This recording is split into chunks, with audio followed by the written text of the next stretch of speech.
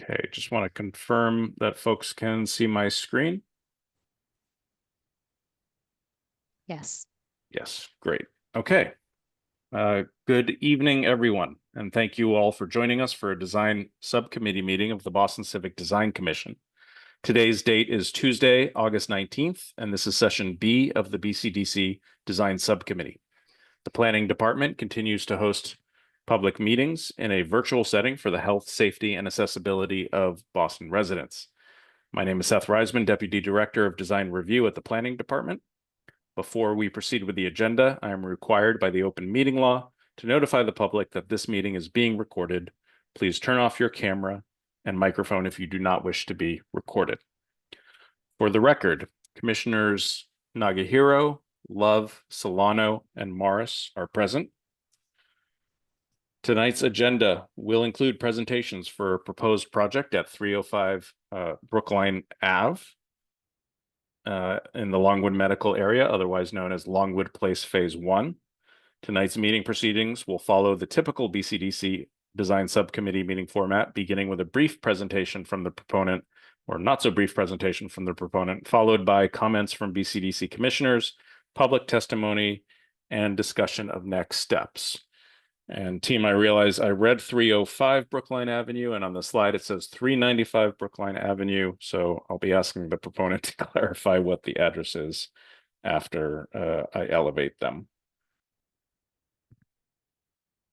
Longwood Place Phase 1, a proposed project, is seeking Article 80B entitlement and contemplates the development of Phase 1 of Longwood Place. The project includes 1,043,000 square feet of residential and commercial uses and 520 parking spaces in a garage in 3 buildings on a portion of a 5.9 acre site in accordance with PDA 134. Consistent with Article 80 and BCDC reform efforts, the Planning Department is testing meeting limits intended to align the review timelines of the department and the commission. Given the project size and complexity, the Planning Department created a 5-meeting review roadmap for this project. This will be the 3rd presentation of the project to the Commission, following its introduction at the May 6, 2025 monthly meeting, and subsequent presentation at a design subcommittee meeting on June 17, 2025, which focused on elements of the site plan and landscape design. This design subcommittee is a double session and will focus on building form and architectural expression. The next design committee should focus on any changes made to the project as a result of BCDC, city staff, and community comments. This is a reminder to the proponent team that presentations will be limited to 30 minutes. I will give presenters a halftime and 2-minute warning. And as soon as I elevate the proponent team, I'll ask you to present. So if you can give me a moment to elevate folks. I'm operating solo here, so we'll just take a second.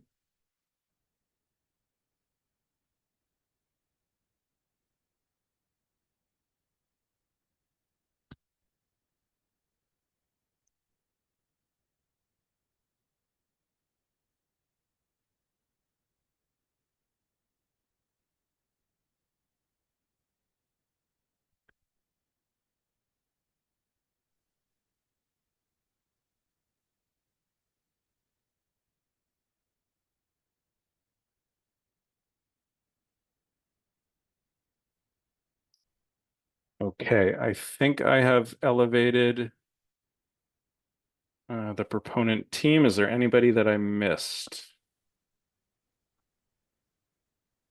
Anna Lashinsky, and Andrew Barnett. Okay. Seth, if you don't mind. And I also see Tony Marquez. Oh, I thought he was with Andrew. Okay, Anna should be a co-host, so I think you should have everybody, but let me know if not. And Carolyn, I'll turn it over to your team. Great, thank you. Thank you, Seth. Good to see all the commissioners. We do have a little bit longer than 30 minutes, Seth. I know you said 30 minutes, but I think we are targeting 40. So I hope that's still okay. And I appreciate everyone joining tonight. Good to see some familiar faces. And we'll start off first with Emily, who will introduce kind of the holistic project and then go into the different building components. So take it away, Emily. All right, thanks, Carolyn. All right, I'm here. I'm not frozen. Okay, thank you. Good evening, commissioners. I'm going to jump right in. I'm Emily Paparella with Elkus Manfredi Architects. As Carolyn said, I'm also joined this evening by Picard Chilton Architects and KPF. And as Seth pointed out, our anticipated roadmap for the BCDC process, it's shown here in green. We're at subcommittee meeting number 3. The focus tonight is on building design, having focused on landscape architecture and site design at our first subcommittee meeting. This being our second subcommittee meeting. And also, as Seth said, we will review, incorporate feedback, including landscape architecture, to show you at our next subcommittee meeting. So tonight, we will provide a brief review of the relevant PDA design guidelines. We're also going to show you our unifying design principles for Longwood Place, and then followed by a short design update presentation for each of the buildings. We were in front of you back on May 6th. It was just our intro meeting, so we heard very brief feedback, but it was clear that you wanted to see more about the big idea of the site, how we're balancing an architectural diversity with the cohesive identity, and a little bit more about how the project relates to the LMA context. We've also had a series of approximately 9 meetings with urban design staff, so you'll also see some of that feedback incorporated throughout. Okay, very briefly, the proposed project, as we've said, is working within a PDA. The PDA design guidelines were organized into 3 parts. Tonight, we're focusing on building and massing because we've covered the other parts. They make it clear, the guidelines make it clear that the architecture should create a legibility of uses here, and that the commercial buildings specifically should have both a unique identity, but also a shared character. And so our goal today is to show you how we're strengthening the design language that ties all of the buildings together.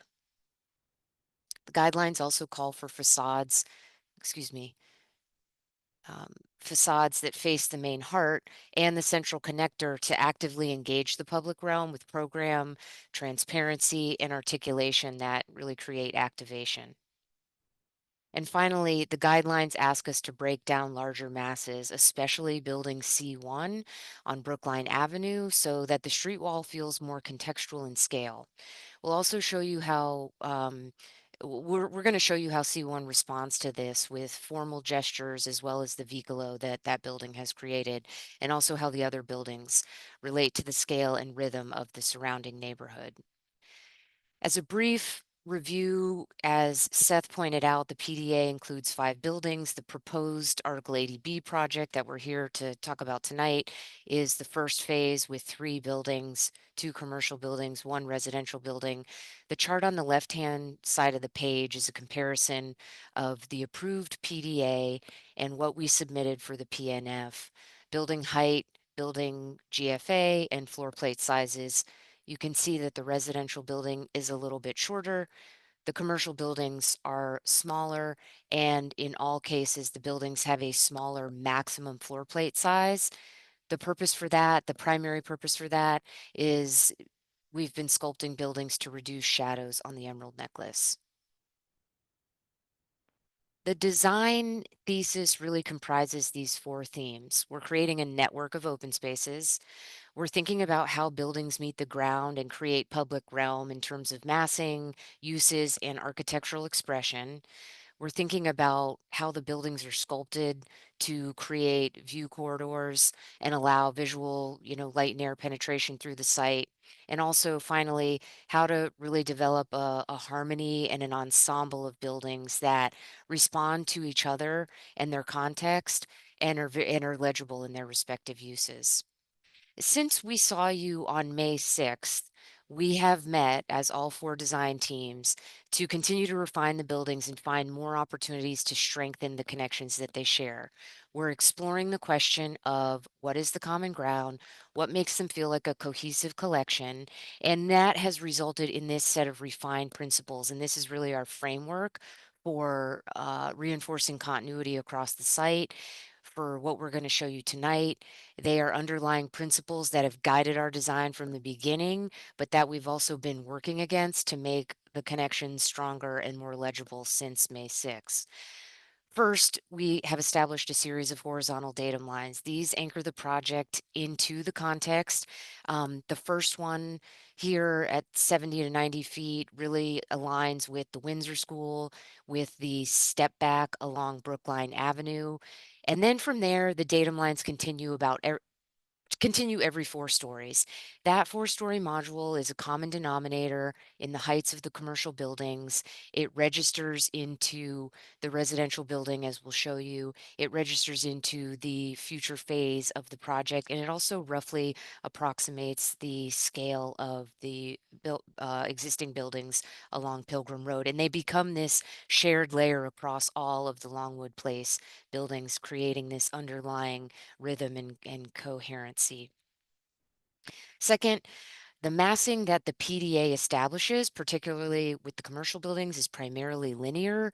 So with a focus on efficient floor plates combined with the need to carve away and minimize shadows on the emerald necklace, that has kind of resulted in these linear buildings, but with very sculpted and expressive ends. And those moments engage the public realm. They frame view quarters, and they sort of activate the heart.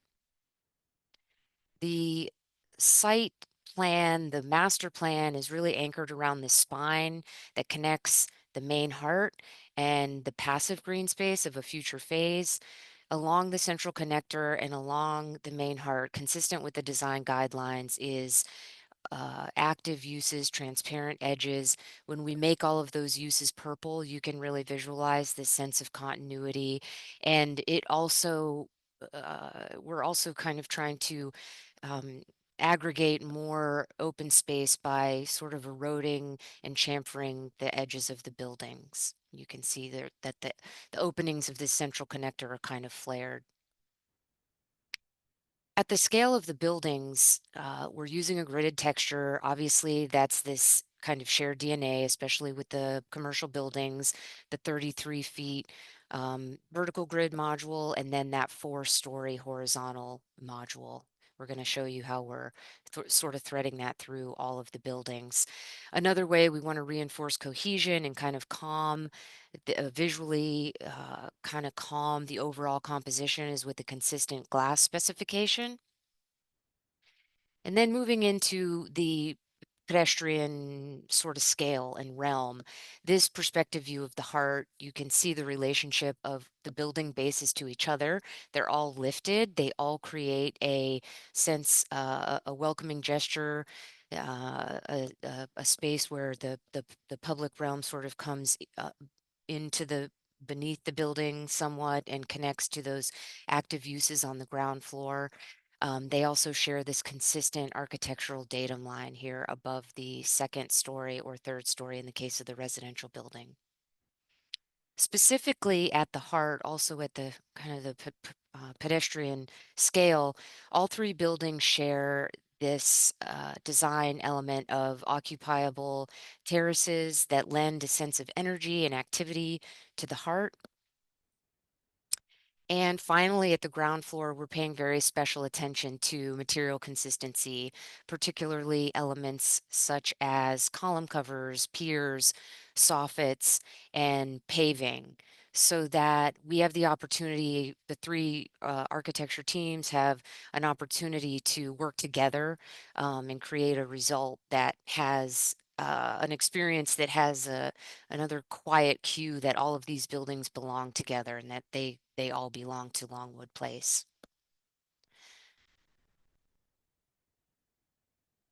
The next set of slides looks at long distance views, and our goal here is to visualize 2 things. 1, how the buildings look together, and 2, how Longwood Place fits in with the neighborhood context. So with that, I'll hand it over to Tony, who will walk you through these in a little more detail.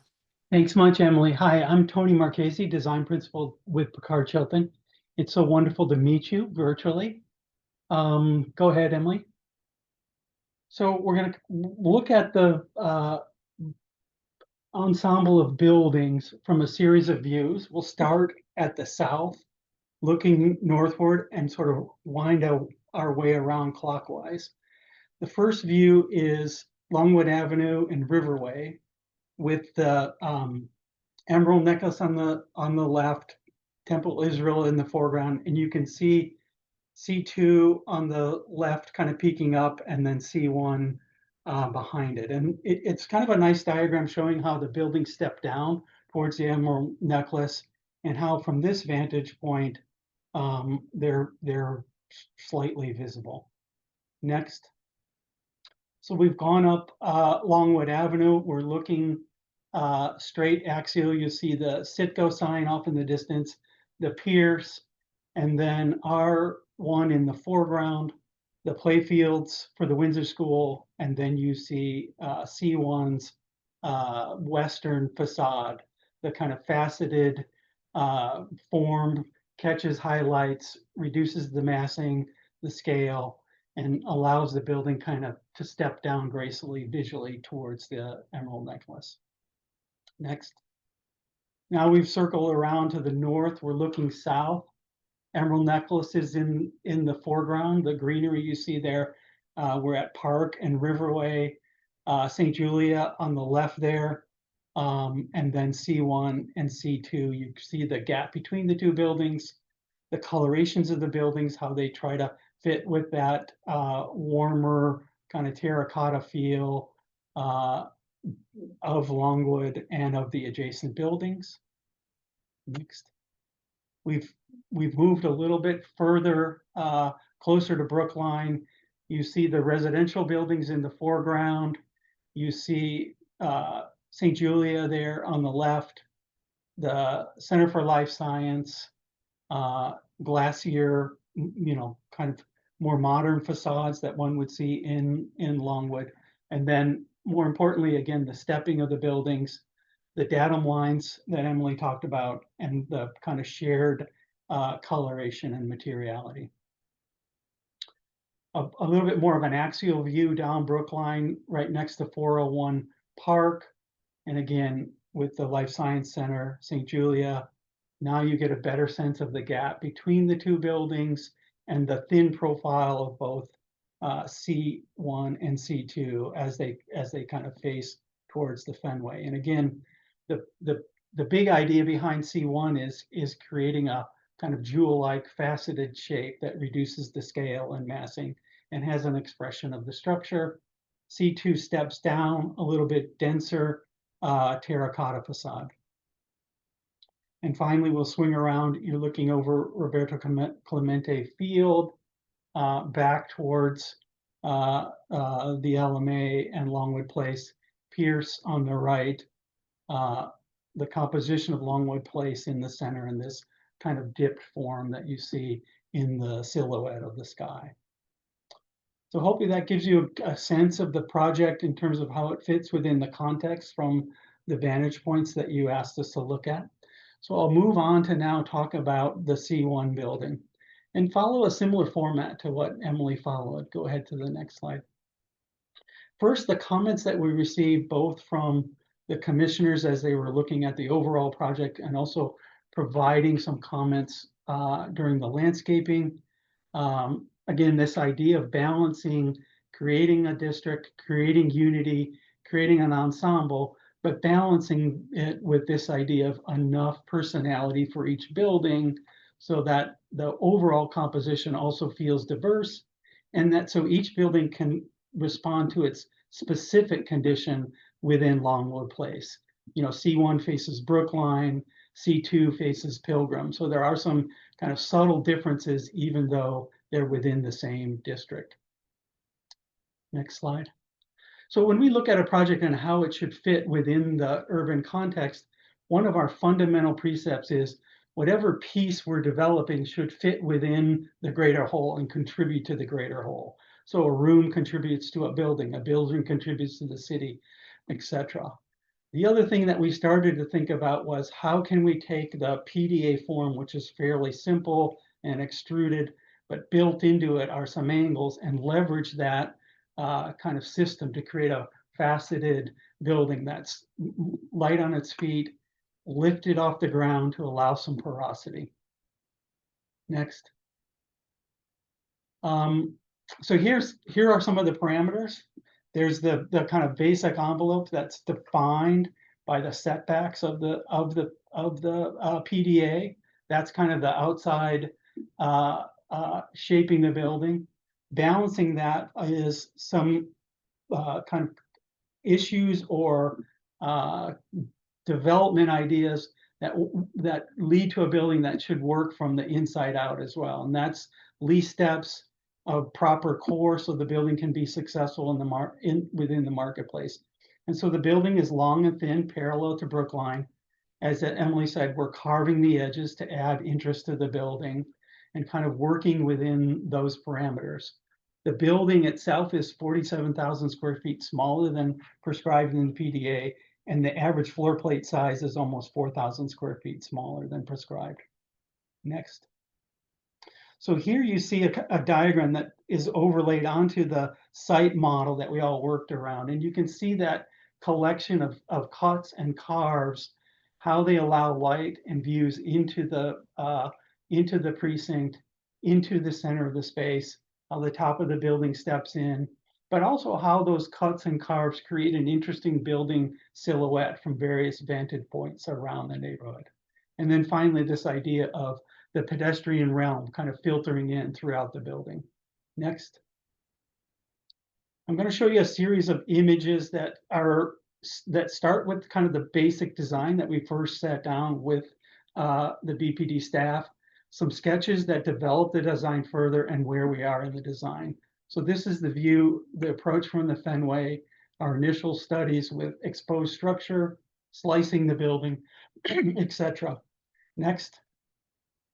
Then a sketch overlay that started to look at overlaying some of those datum lines that Emily talked about, working on the soffit alignments, refining the cuts so the building became more graceful and elegant, and cutting that kind of bow tie cut on the Brookline facade to break that up and to mark the vicolo within this site and on the street. Next, a final view where you see the coloration kind of working well with C2. You see us refining the organization of the diagonals of the structure. You see that 4-story cadence that maps onto the datum lines, etc. Next.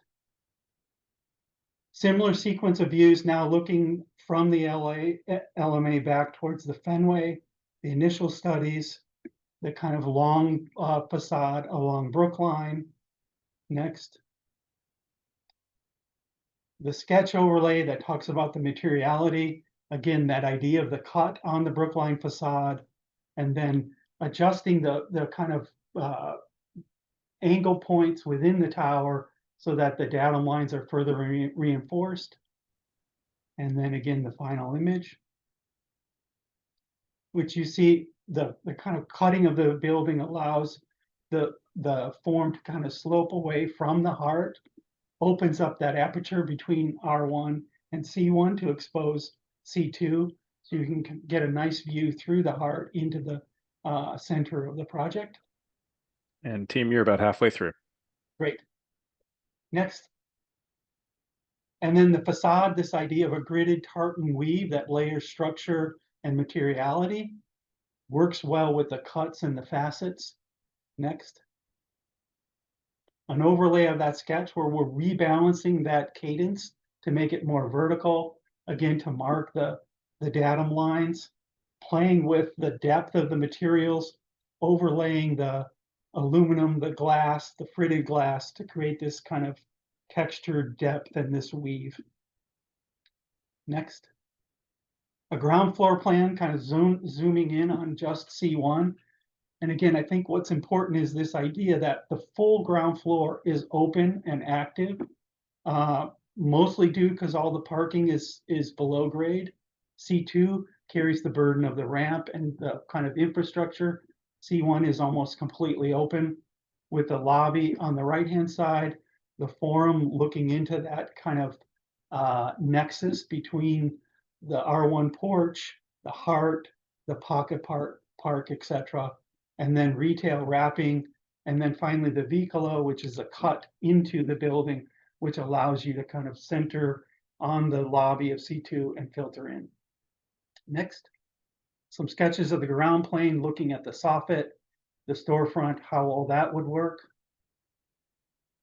And then finally, the soffit itself, we're looking at the materiality of that, how that can work with the other two buildings, add some warmth and texture to the pedestrian realm. And then the forum itself, a sketch of the vicolo and the soffit. And then the forum itself. Next, which will be the hub for Longwood Place, a place for performance space, a place with activity, with art, a space that we're working with some local user groups to create a program, working with the local community to develop ideas about how the space would work.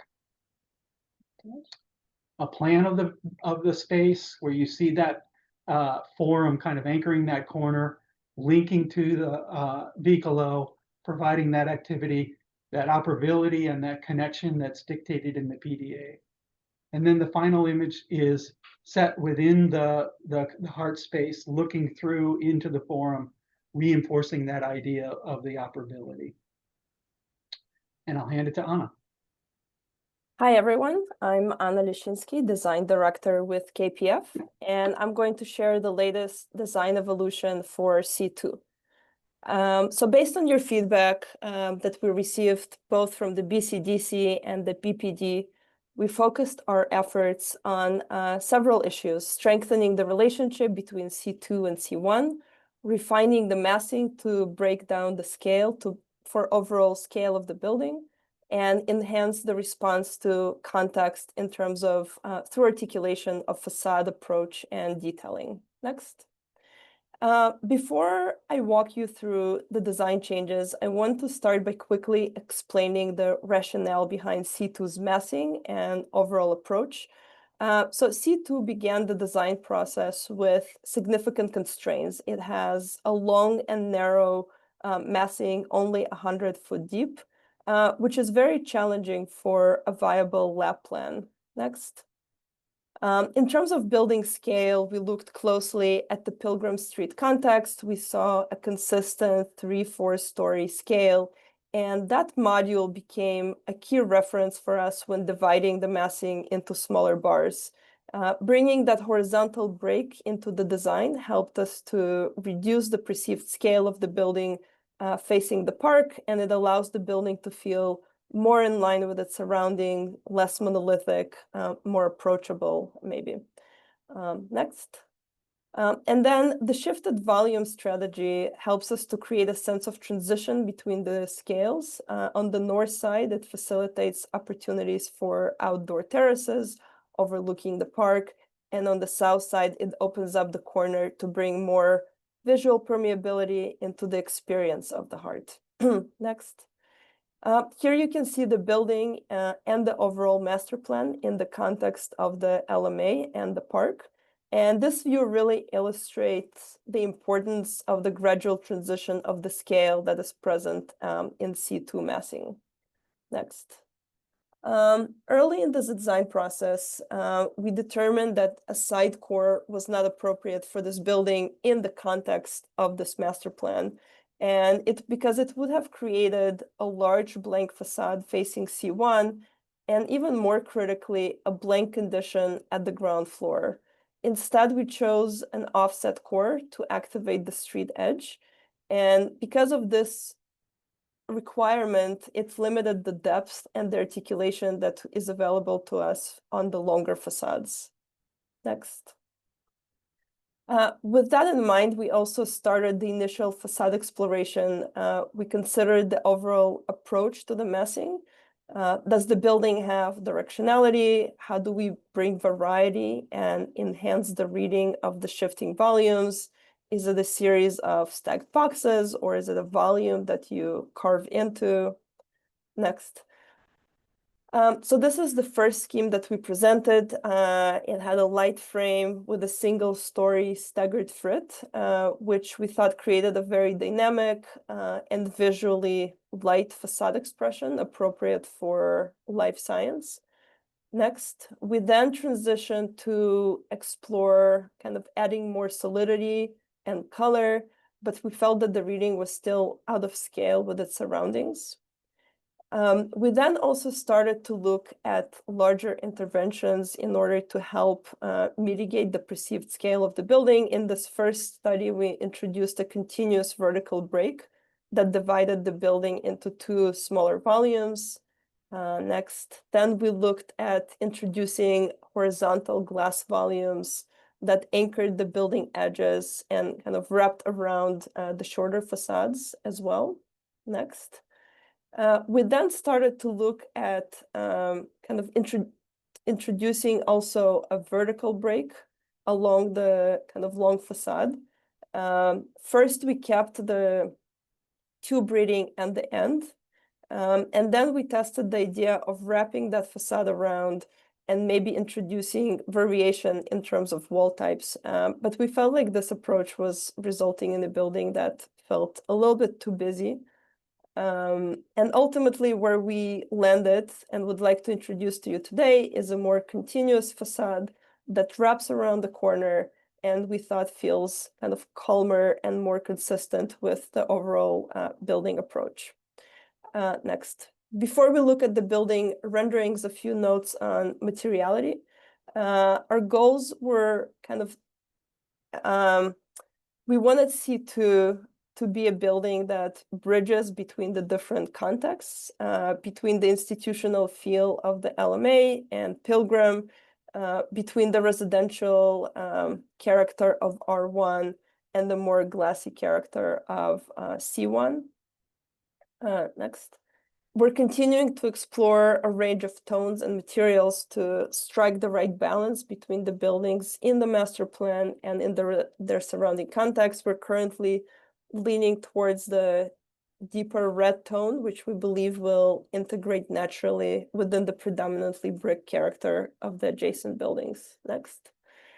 So this is an updated view of the overall building as seen from the riverway. You can see the shifting volumes as they're kind of stepping incrementally towards the south. And the scale of the facade is consistent with a life science program, but at the same time exists harmoniously with the adjacent R1 just to the right of us. Next, from the hard side, C2 has a very minimal presence. It's intentionally quiet in the overall composition.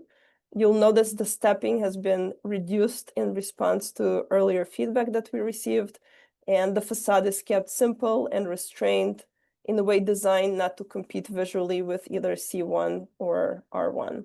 Next. As you get closer to the building, the finer grain details and subtle design moves start to reveal themselves, giving C2 its kind of very simple but very identifiable character. Next. As we look at the main entrance from Brookline, you can see how the building leans away from its surroundings using a series of setback terraces that provide some outdoor spaces for the building tenants and also help to create a more welcoming front door for the building. Next. While C2 plays a support role for the master plan by hosting the service ramps for the development, we're continuing on our efforts on activating the ground floor and increasing permeability through the site. So the south edge of the plan has been chamfered to create kind of prominent presence through, towards the heart. And in response to the C1 Vicolo, we further increased that chamfer, and we'll see it in some of the upcoming renderings. But again, trying to find ways to further enhance the permeability and bring the landscape into the building. Next. Spatially, together with the C1 team, we've worked at kind of to craft a cohesive composition of terraces and soffits that help to define the relationship to the heart. And while each one of the buildings has its own very distinct identity, they're designed to exist in a harmonious dialogue. And this is expressed here through the alignment of the datums, material choices, and coordinated approach to soffits and detailing. Next. We further enhanced the integration between the podium and the tower. In this view coming out of the Vicolo, you can see the kind of the increased permeability. You can see the kind of retail corner now taking up 2 bays. And that wider cut is just integrating more smoothly with the C1. Next. Overall, we feel that the adjustments in response to the feedback and conversation that we had over the last few months made C2 a much better building, more appropriately scaled and crafted to fit the context. Thank you. Finally, R1, the specific feedback that we heard relative to R1 was you wanted to see a view of the building across Brookline Ave, so we'll show you that.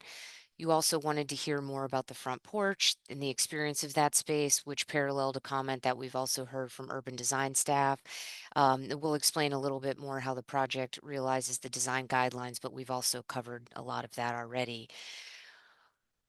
The R1 building is 205 feet tall. It'll include approximately 227 residential units, which you're seeing on the screen is the version that we submitted for the PNF. And as you'll notice, much of the changes to R1 are very subtle compared to the changes on C2, for example. The building is comprised of 2 parts. One part facing Brookline Ave, this pale color here, the other one facing Pilgrim Road. The building is shaped at the heart to create an invitation to the site, and that is a direct response to the design guidelines that ask for articulation and a little bit more energy on the public sides, the public open spaces. Back at Pilgrim Road, which I'll show you, the elevation creates a little bit more of a regular street wall. It incorporates red brick, which really draws from the material context of Pilgrim Road and the neighborhood beyond as well. The footprint of R1 is relatively small at approximately 10,000 square feet. The residential entry is along Pilgrim Road with more porosity along the front of the building at the front porch and the main heart. And again, trying to maximize the opportunity for active uses and transparent edges all around the perimeter of the building. There are also notably 2 sort of gateways into the site along Pilgrim Road next to the residential building. The R1 building design really started with the PDA massing. From that, we established a floor plate that was better optimized for housing. It's both efficient and oriented for views in daylight. From there, the massing was shaped in direct response to adjacent buildings to try to open up view corridors through the site. We then we created step backs on the upper levels to both align with neighboring building heights and also minimize shadow on the emerald necklace. And finally, we sculpted the corners to distinguish this building from the commercial architecture and give it more of a residential character. The front porch facing the heart is a direct response to the design guidelines, which require it. It's also an opportunity to enhance the experience of the open space by creating this sort of backdrop to the main heart. We started with the PDA massing. We shaped the front porch footprint to follow the building moves above. And then we extended it from 2 stories, which is required, to 3 stories to give it better proportions, a lifted and vertical presence that creates a kind of a civic scale backdrop against the heart.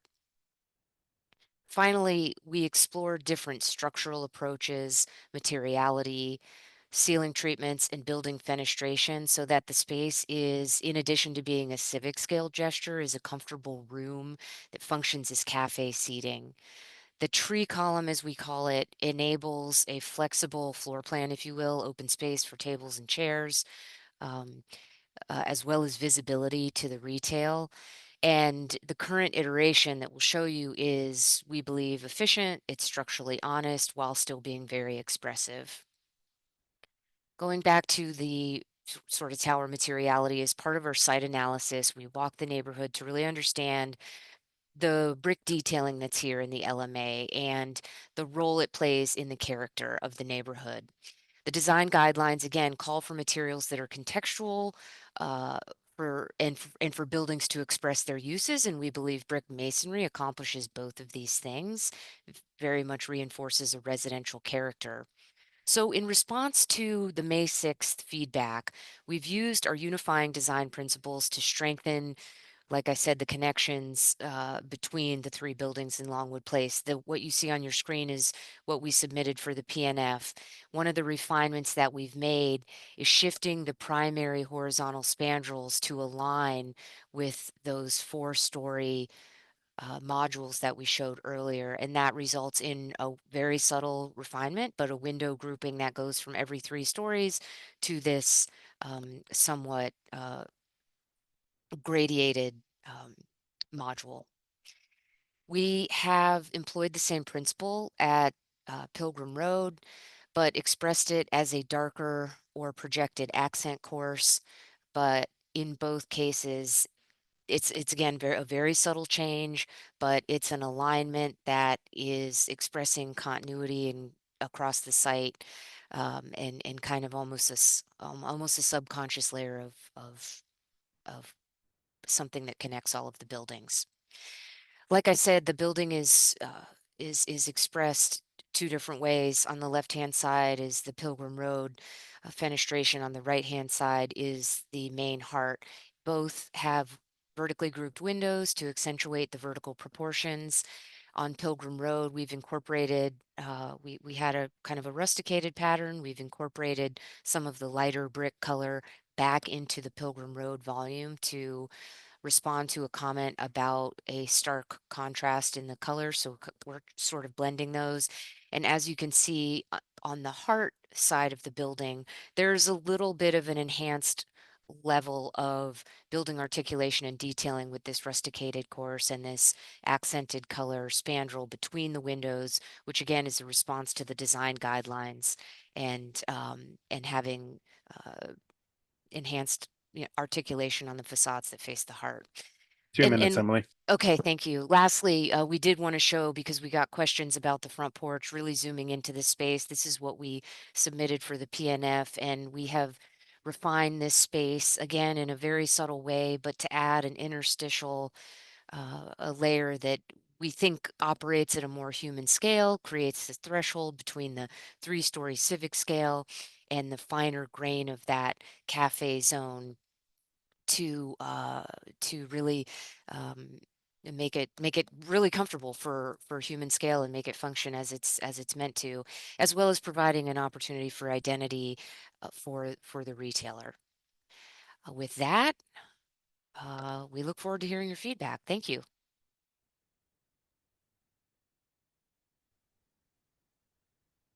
So thank you, project team. I know there was a lot of content there. Commissioners, I might ask where you all would like to start, and if you want the team to flip back to some of the core design principles at the start, or dive into one of the buildings specifically.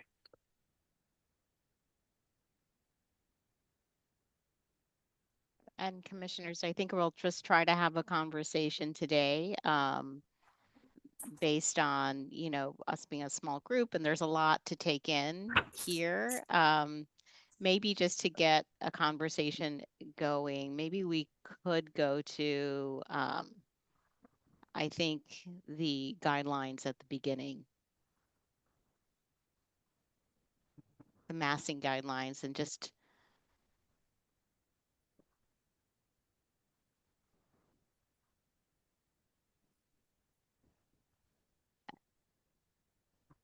Mimi, we have these Yep. from the PDA design guidelines, and then we have what we call our project design principles. So just let me know which one you want me to land on. So I'm still collecting my thoughts, but just to get things going, this is what I was really thinking of, these PDA design guidelines. I think the one thing, I really, really appreciate the ambition of the project, and I understand what you're trying to get at, each building having a unique identity, but it all being, one place. And so the glass, the coloration of the, material palette, etc., all unifying makes sense to me. I think the one guideline that I'm looking for that I'm trying to see is breaking down the large masses is one of your guidelines for the long walls. And yes, here it is. And while I can see it happening somewhat on some of the buildings, I think where I'm struggling most with is understanding if C1 does that. Because C1 is sculpted, and I love the rationale. I love this. I love the struggle that you're doing with going through with C1, because I do think it can be really, really interesting, but I'm not seeing it break down to reduce the mass. In fact, I just wonder if this faceting is almost making it feel bigger than breaking it down into masses. So maybe we just start the conversation there. And Tony, I don't know if you want to bring up a particular sketch when you were talking about how the facets have evolved over the course of time. Yeah, actually, Maybe you could describe how you're sure. trying to reach that goal of breaking down the mass. Yeah, actually, Emily, before you go there, if you could go back to that diagram that Mimi was looking at. Because we did look very carefully at the PDA and the PDA guidelines. And two comments. One, there is at the bottom there where there are only 3 images. If you actually go back to the PDA, there were a couple of images, additional images. And one of them specifically showed a building that had been kind of faceted, angled, and cut. But I would also say we looked very closely at the second from the left in terms of the building organization. And that one clearly divides that facade into 3 vertical parts. But if you look closely, there's also this notion of a kind of a fold or a bend. And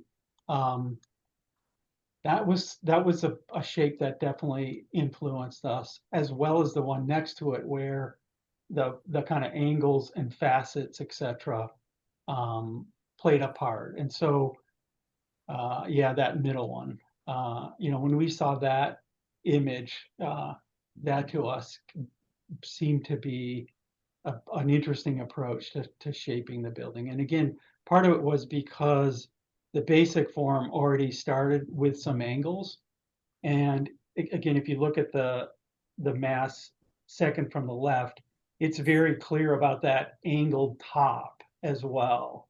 And so that, just to be direct, that kind of started us down that path of how do we create a form that's cut gem-like.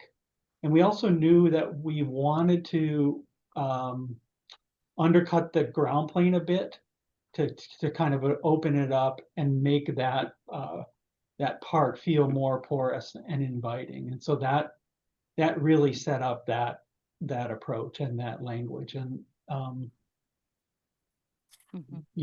we try to use then to leverage that idea as we develop the massing and form.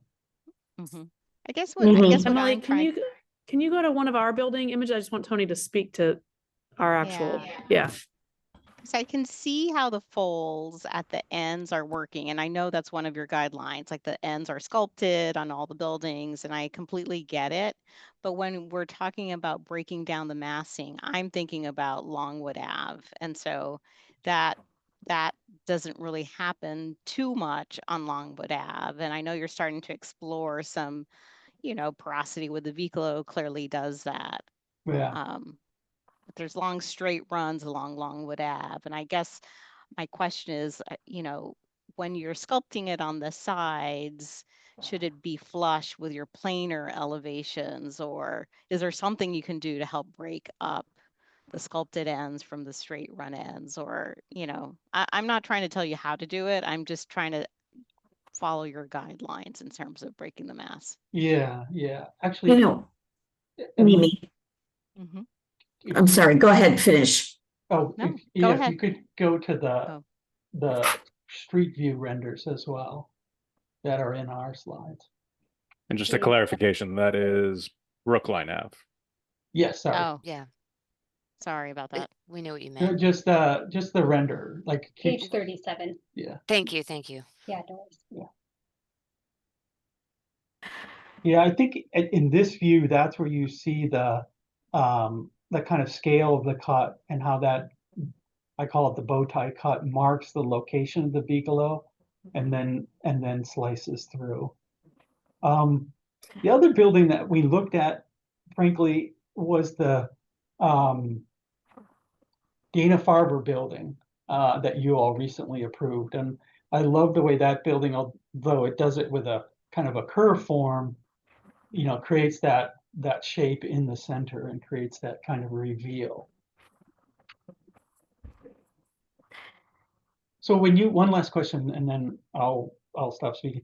When you say that the facets should wrap, you're saying, is there some kind of break as the facets wrap to separate the ends from the long facade? I was just suggesting that as one strategy for bringing relief to that, you know, long elevation. Again, it's really not, I don't want to be prescriptive in any way. Yeah. But I see that continuation of the facet to the planar elevation as making it look more monolithic rather than broken down in scale. Yeah. Gotcha.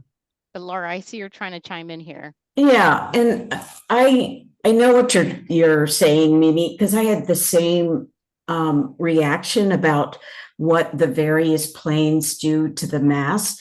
But before I get there, let me just say that I think that there's a really nice dance going on between the two buildings. One of them is just kind of this, you know, the C2 is the kind of slight move and shifting, right? And it's very clear. And the other one is doing a different dance, but it's dancing, right? And there's sort of this energy that comes between them. And I'm so glad to see the precedents you looked at with that other building. But the difference is the scale is so much different. And the moves that were done there were so simple, right? And I think the thing that starts to detract me about this, I don't know if it's the diagonals, which you didn't talk about this, but I'm assuming they're a structural aspect to the building, but you know, I don't know, you would be good to hear that. But the other is that it looks more like a wrapped package than it does with the building kind of shifting and moving. And I can imagine that a form like this would actually be terrific in terms of the amount of light that it catches, both in the context of the city and those inside the building. And so the planes I think are a great idea. It's just the scale of them and then how they are articulated. And I didn't have the same feeling about the ground plane as you did, Mimi, but it's for one very specific reason, which is the building's cut in half and downscaled, right? And so having that aperture is, you know, just helps both that building in terms of its massing, though maybe that could be expressed better on the ground floor, and the way that it opens up that middle corridor so that there's actually some life and air. I mean, it would just be deadly, that corridor, without that kind of aperture to a busier street. Right. No, I'm maybe I'm not understanding. I'm fully, you know, in support of the vehicle. I think that's a great moment Oh, to yeah. help break the scale. Like, I think that's critical. And I think the architectural expression seems right, like how it gets resolved. But you did say something that's kind of intriguing to me, And I just wonder if it's worth, again, these are all just comments that you could think about and decide if you want to study them or not. But maybe those diagonals in the end elevation are actually distracting from the beautiful planar moves and the horizontals that now are trying to unify all of the buildings. I just wonder if the facets just being that subtle, shift in geometry I mean, is if you enough. took away all the diagonals, Right. Mimi, it would just feel like such a different building, and its subtleties with light and views and would just be so much more cohesive in my mind. So I don't know. I'd love to hear from some of the other commissioners about this as well. And I'm wondering if I could just interject, because I think this is something that staff has been grappling with as well, right? Given the elegance of the cut and the facets with the glass form, what was the right type of filigree and right type of articulation, right, to apply to this, and hopefully not just applied, but sort of integral to the idea of the building as well. And I think we've gone back and forth between various scales, having more pronounced, framing and filigree to less pronounced framing and filigree. And so would love to, as you all continue this conversation, love to hear your thoughts on that as well. It'd be interesting to hear Tony's response to Laura's comment. So first response is yes, we are planning to have some diagonal lateral braces at the ends of the building. The buildings by nature are kind of long, thin bars. Are those the ones you're I'm sorry, I'm drawing with my finger and doing a really crummy job of it. But can you see the purple that I? Yes. Yeah. Yeah. Yeah, thank you. Yeah. And so the core can handle the majority of that kind of lateral load on that kind of long, thin sail, but the core can be optimized and be made more efficient if we add some diagonal structure at the ends, because then that'll help kind of brace in that short axis.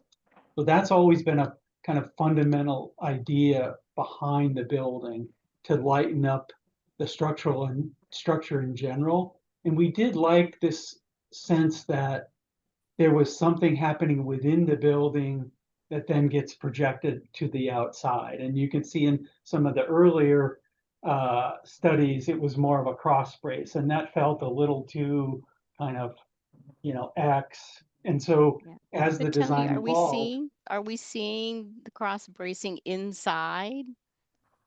yes, and we don't know yet whether it'll be a single brace in one direction. We've done buildings with bracing where it's kind of more like a barber pole, and that's still yet to be developed.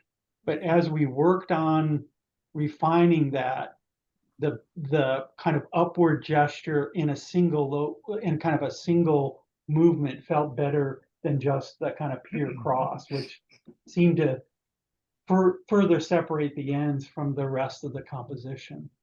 Mimi, were you asking whether or not the bracing could go inside the building? I was thinking that. Yeah. Yes, so sorry. All the bracing happens within the glass line.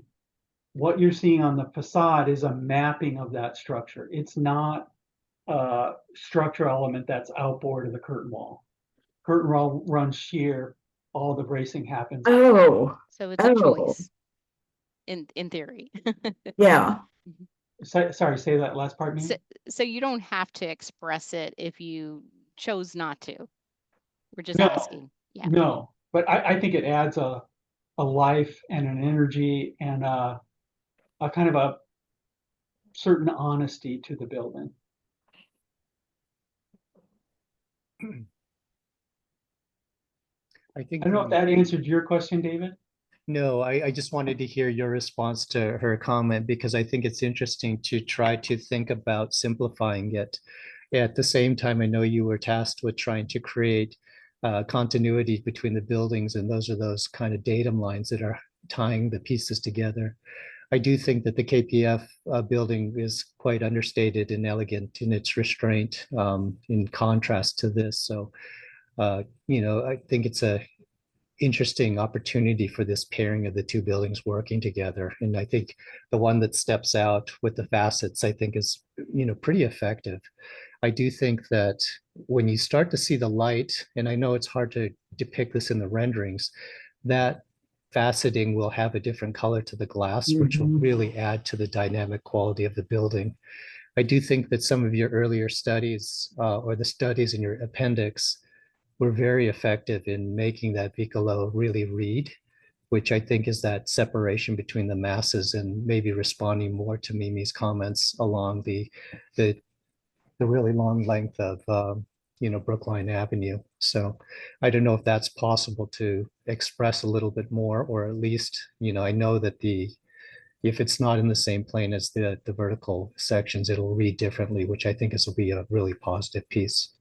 Yeah. I wonder if the KPF piece might be a little bit too simple, and that if there's a little bit more, there's a more of a craft to the way C1 is being depicted, and then C2 I think is very simple, but I think the verticality piece of that proportion might be enhanced by another line or so that gives it a little bit more verticality, I think.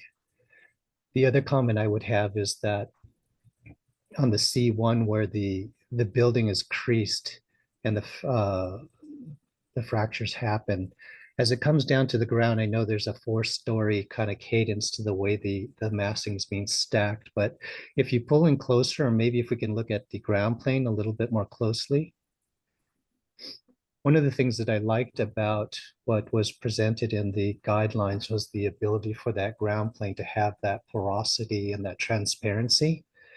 And I find that the strength of the V-shaped structure is very close to the glass in many cases, and it feels a little bit too confined.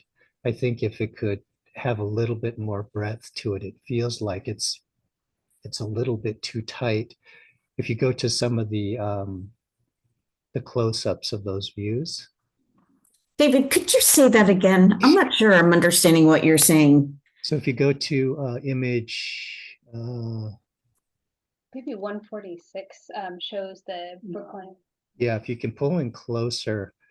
You want, how about one of the views that was in the appendix, David, or the? Yeah, possibly. But I Okay. think the V shape has such a bold, a kind of spirit to the structure. And when you look at the plan, the retail facade is really taut to it in many cases, and it feels like it's crowding it. I think part of it is wanting it to breathe a little bit more, and maybe to Mimi's comment, the 2 V braces on the base of it facing out towards the heart, feels a little bit cramped in comparison to the kind of the ability to really open that up and open to the forum. May I respond to that, David? Sure. I think that's a good add and a great observation. When we're looking at the base of the building and how the columns come down to the ground, one of the conversations that we had with the retail consultant was a desire to create, for lack of a better way to describe it, a kind of a standalone retail presence. So as we were kind of shaping the first floor, you could see where we made these bays that kind of weave in and out of the V columns.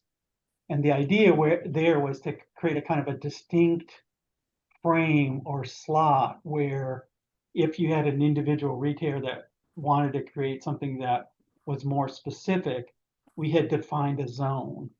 But I think within your observation, there's room for us to kind of push and pull with the width of that bay, and push and pull a little bit to give the columns some more breathing room. Because I do think when in some of the views, you can see where it feels a little almost like that facade has been poured around the V column.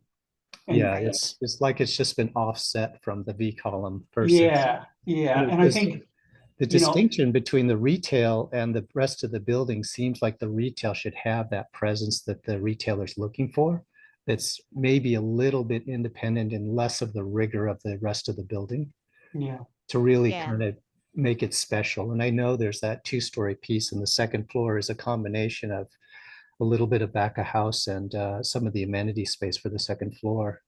But I think those columns are so bold in their kind of depiction on the building. I just want them to have a little bit more dynamic quality so that you're not losing that within the retail kind of pushing up against it. yeah. I think that's a great ad. I think the other notion or the other idea that I would throw out is, as we look at those in certain views, initially we oversize the wrapper on those columns, because if you cut a section through that, the steel within that would be smaller. And so I think playing with the bay, the way the bay intersects the column, but also maybe fine-tuning the scale of the wrapper a little bit so it's not pushing against that facade would be helpful.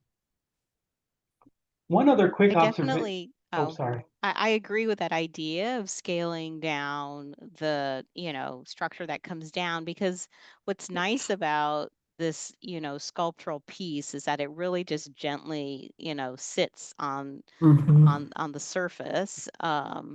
And, the lighter it looks and the more, you know, unbelievable at how light the structure is compared to this volume above, I think could be really nice. I even think of the material of the lower two floors is just different. I don't know if it's darker or what it is, but if it just has its own language, I think that could be really nice. This image is really highlights what you were saying, David, about that glass just hugging so tight around those columns. That's a good ad. One other quick observation.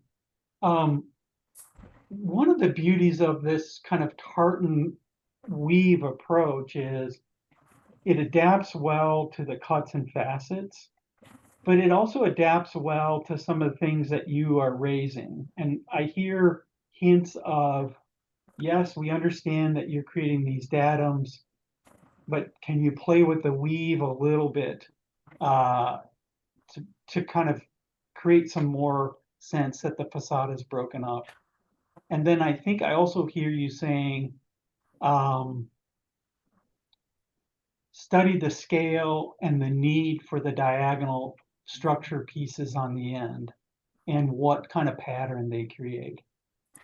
And I think also, if you look at the form of the building, there are some dips, and I don't want to get ahead, but there are some dips that happen at the ends, and that might be a place where there could be a subtle fold as well that might accomplish some of what you're talking about, Mimi, where you emphasize it as less of a wrapper and another kind of deflection or fold, if you will. I mean, I think that I think you just said it perfectly in terms of what one might continue to investigate. And that is, how light can that outside frame be on such a massive building that's kind of turning and twisting? It's sort of like what Mimi was saying about the columns. Like, it's sort of impossible that those columns can hold up that building at a smaller scale, right? The columns themselves at a smaller scale. And I wonder if you don't take, or at least try to study what that might translate to with the diagonals and the framing of the various facets of the building. Mm-hmm. Yeah, I mean, I there's think there's really some pretty lovely things about this, really. Yeah, yeah.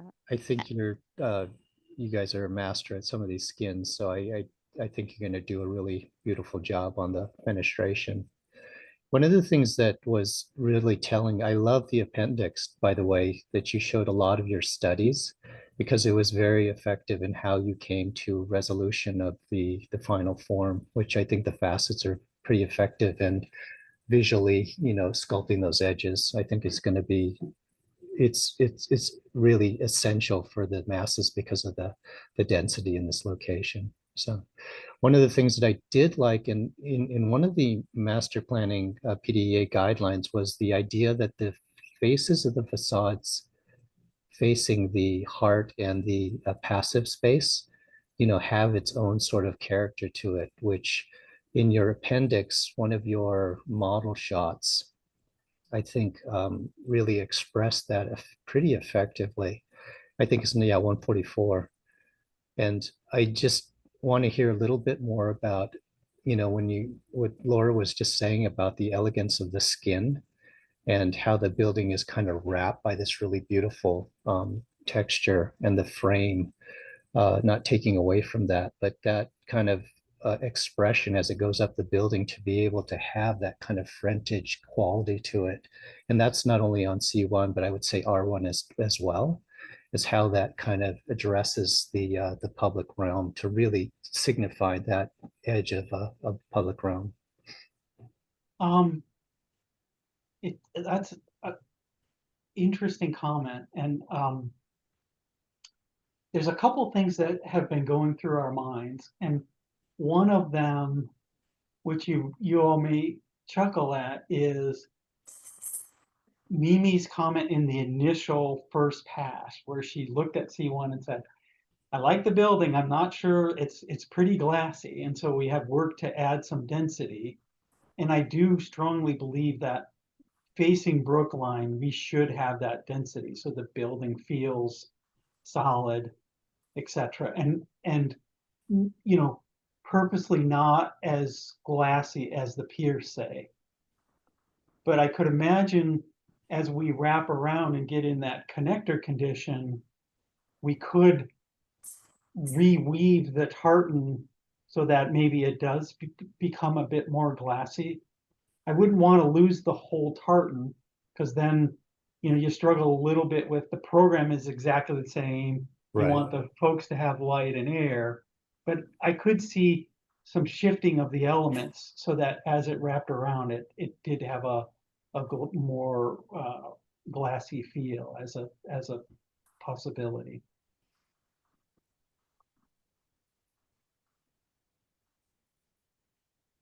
Well, I think I don't know. I think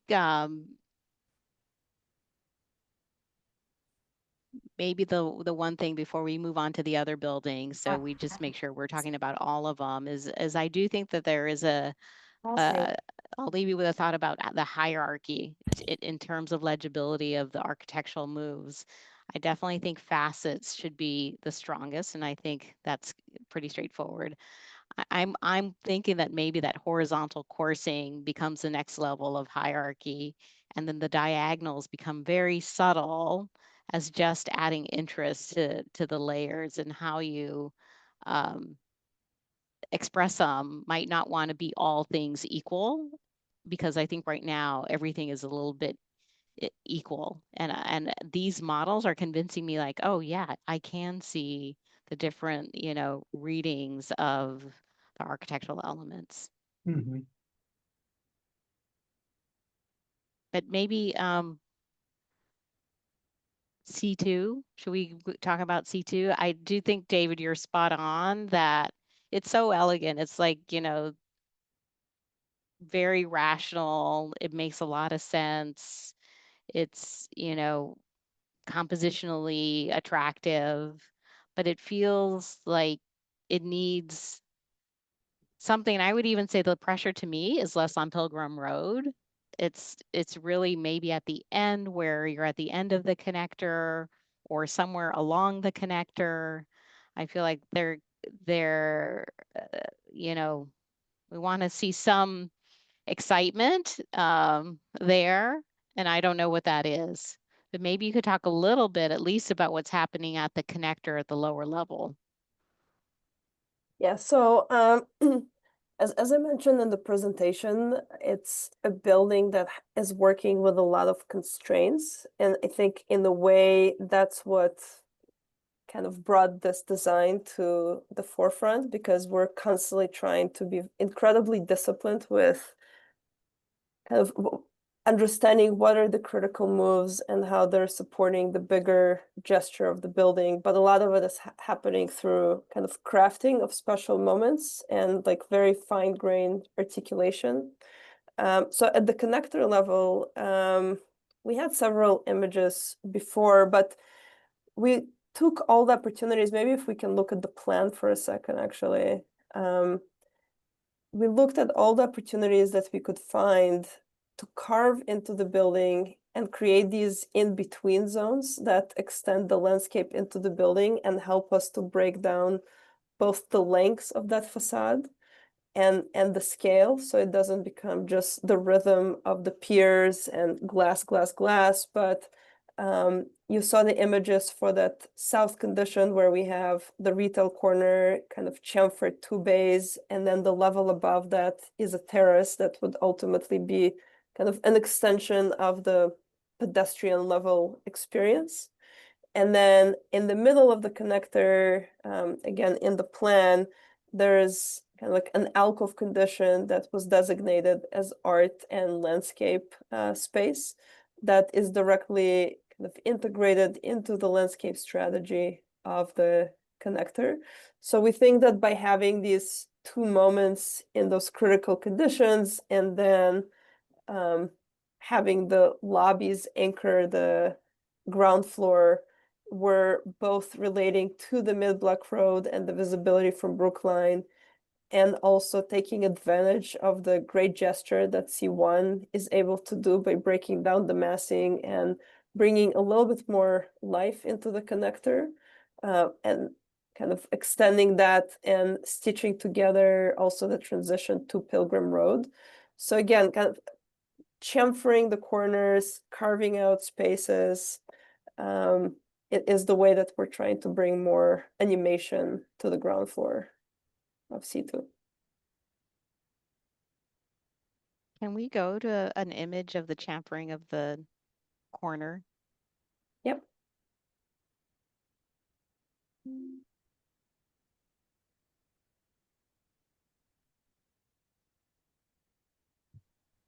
So this is the one view, sorry, where you're able to see these side by side. We thought it was very important to actually be able to see the datums and the relationship. And even here, you can also start seeing the Vicolo beyond as you transition through that space and come into the connector. But do you have a view, even if it's not a rendering like this, just you're standing in the heart looking back at this building? Yeah, this one. So this every is looking building from the has their Vicolo, like yeah. signature column piece, right? Like R1 has that beautiful tree, and C1 has the columns. I think feel maybe like page 70. and I can understand that the rhythm of the columns of the building comes down on the ground floor. I just wonder, is there something you could do different at that corner? Or maybe, I'm curious what other commissioners think about that. I'm trying to find a move in this. So If you go is it- back to the last rendering, or the one before, sorry. Emily, the one from the Vicolo, I think. Yes. Sorry, which page number is that? I'm getting a little. There was one view from the heart that sort of looked at that corner. That would be Straight in the on. appendix. In the Or from the appendix. Vicolo, Let's see. actually. You just had it up. Emily, I can share the deck if you want. Oh, Okay. it's right Yeah. down at the bottom This left. one. bottom Here. third from the right? Oh, Yep. oh, maybe that one's okay. Trying to guess. From was the the old Vicolo, one, I think but is yeah. this one. That's the old one though, isn't it? Yeah, if you can go back to the deck, Yeah. I can mark it up here. Go back down. In the appendix? Yep, in the appendix. Oh, okay. There is a view straight on at that corner. I'm going, this one. Mhm, that's This the should one I have was. been an updated, Okay. yeah. That's okay. Yep. Sorry, let me clean the markup. Yeah. We felt that the stepping down of scale for C2 was quite appropriate. When we looked at a much larger, grander gesture, it felt like it was trying a bit too hard for the overall balance between the three buildings. So we felt that having kind of like one gesture at the pedestrian scale, that this is where the retail would exist. It will have its own character that necessarily like will have more flexibility than a terrace above as a way to relate to what R1 and C1 are doing was kind of what we felt is an appropriate response, but definitely curious to hear what you guys think we can do differently or think about differently. Can you go back to the image from the Vicolo looking through where you have the second story mezzanine?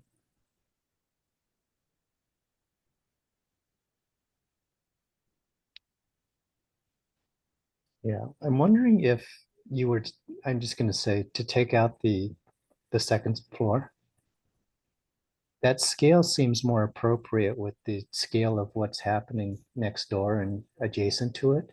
It feels like everything is so tucked in there on this one. It seems like it could. You're thinking You're just bringing this talking at up, the right? end, right, And then David? taking this Yeah, out. the relief of that seems like agree. it's a bolder scale that would set up the pocket park better and set up that corner transition better and not be so, Mhm. yeah.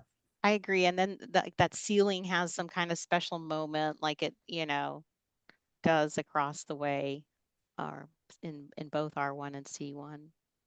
I know you've got a lot of geometries there and that the ground floor is not matching up with the second floor. So there's a lot to think through in that piece, but it just feels like there's a scale transition because the tree column is 4 stories. The other one is, 2.5, 3 stories. And this one feels very compressed. And it feels like there's a big public space there that might benefit from the scale. Yeah, we can certainly look at that. Also the weight of the band that has to hold up that floor is really kind of weighing down that corner in a way that makes it feel more removed from the public realm. You're referring to this, right? Yes. Yeah. Okay. Mm-hmm. Yeah.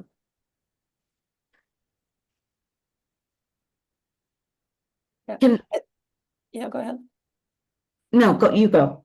I was just going to say we looked at several iterations of this, but I think the building has evolved quite a bit, and I think it's a good time for us to look at it again. I think one thing we discovered is that as long as we can keep the corner condition, like the corner itself, I think we have a lot of flexibility with how we carve into this. But it was very important for us for the overall reading to capture that corner. Because as kind of the volumes start to slightly peel off and step, we needed something to anchor it with.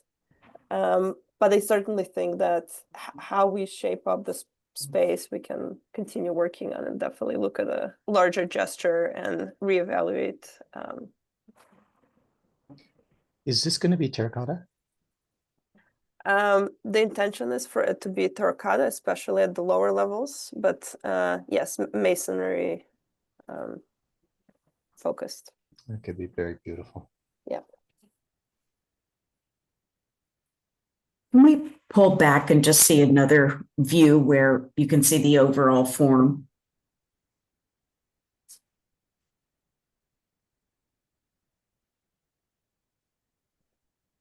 Can go I here. just- on- Yeah, that's fine. That's fine. Really, almost any side. How did you decide how much shifting would happen in each floor, each block? This amount of shift. There are several factors that played into it. One is obviously the PDA envelope that kind of defined the max, the number of steps that we wanted to create overall, kind of dividing the difference. And then we looked at it two different ways in terms of which way the building wants to lean and step towards. So it has been studied kind of doing the opposite of this both ways, analyzing the impact of both of these scenarios on shadows and public space and arrival experience. I think ultimately in this iteration that we're sharing today, it has also been crafted to work on the module because we think a lot of the beauty of this building is in kind of like the precision. So you can see that now it's always shifting a module, Got it. removing a module. So like very, very subtle, but very rational. So the building is working on an 11-foot module lab building. So then these steps are aligned to that same modulation of the office building. Thank you.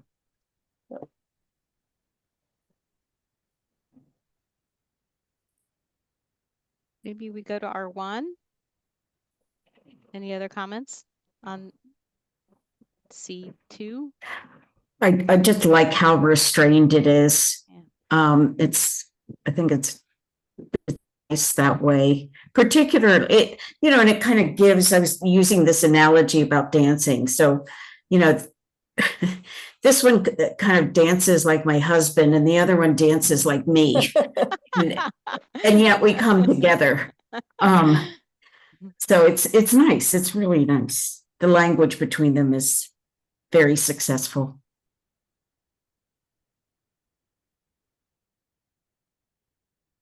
Maybe we go to R1. the, oh, go ahead. No, just I'm ready to go on to R1. Okay. Yeah, I was gonna actually, I think R1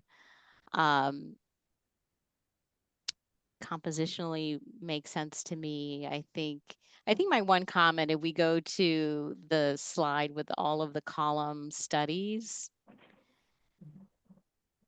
what I really, or even there, that one rendering where you were at, this one. So what I really like about this, building is this lightness of, the masonry and then this like incredible column, the underside. I think you had some great studies, but this fascia that holds up, like a tray that holds up the brick volume, I'm not sure it's the right articulation yet. I just wonder if that should even look more unbelievable.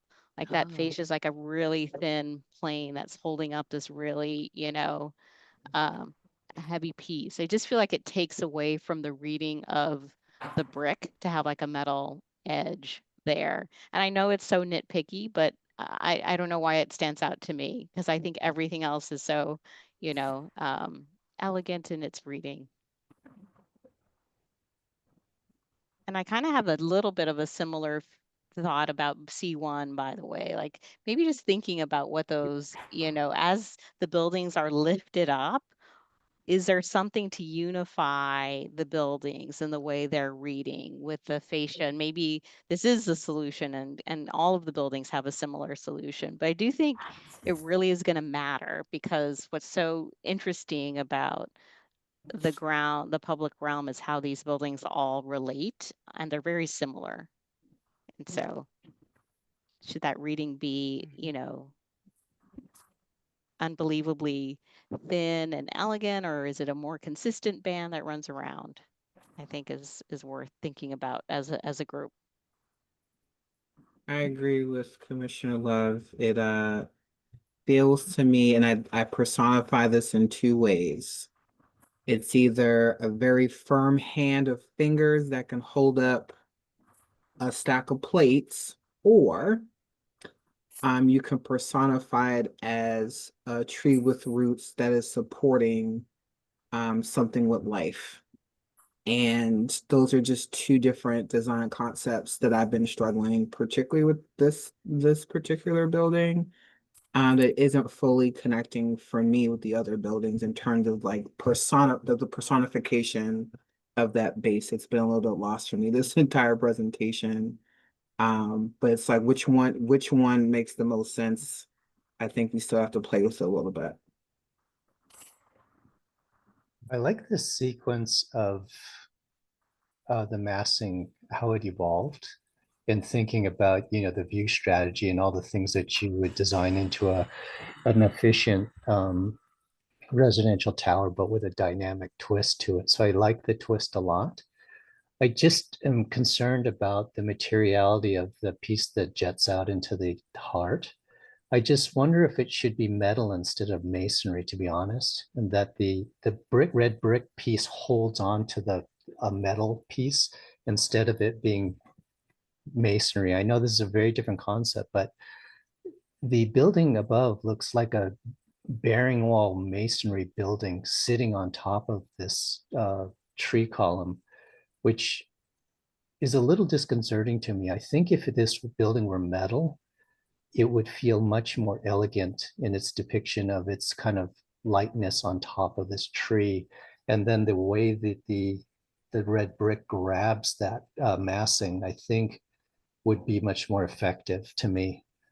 I know that's a very different premise, and I know that you've studied the context of the LMA and a lot of the masonry buildings, but it just feels like it would be, and it would also be much lighter against the other two buildings instead of feeling so heavy. So that's one comment. The other is that wanting to make sure that the program underneath the tree column is really robust, because I think about, you know, how the ICA, that little carve out has such a dynamic quality to it that, you know, people really want to go and sit underneath that space. And I want this to be that same thing where, you know, when I have a guest come into town, I'm like, you know, you got to come and see this tree column. It's so amazing. And I want to, you know, bring somebody to come see it. And that space underneath it has this really great program element that, you know, keeps you there and, you know, is protected from the elements. And so that's a lot. I just, Emily, I just gave you a lot right there. But I just was thinking about, I'm a little concerned about the masonry sitting on top of the tree column for one thing. And I don't know how the other commissioners feel, but I just feel like it might be a better pairing for the other two buildings if it were a lighter material. Emily, could you go back to the massing studies that were done? That helped me a lot understand what you were doing. Are these the ones? I thought that there was a group that was more at, there you go. Okay. These, yeah. So all of this made a lot of sense to me. And yet getting to the end, it kind of lost it for me. And I've been trying to think, what is that? Because you're making these shifts that are, you know, that are responsive to where each side is. I think it's the rounding of the edges that feels to me like you've lost the delineation of that. The rustication feels like it detracts to me. It doesn't put it in, but there's not a language about residential, there's not a language about commercial. So I'm really curious how the corners came to be rounded and how the rustication became so expressed, I guess. Well, we started, as you can see, with all of the corners rectilinear, and we ultimately did end up with these two pieces, the one, the Pilgrim Road volume sort of holding the heart volume, as David put it. We were experimenting early on, and when we rounded the corners, we felt that the distinction that made for the residential building was meaningful in that it was a contrast to the more geometric and faceted language of the commercial buildings. And we liked that it had a softness to it, that the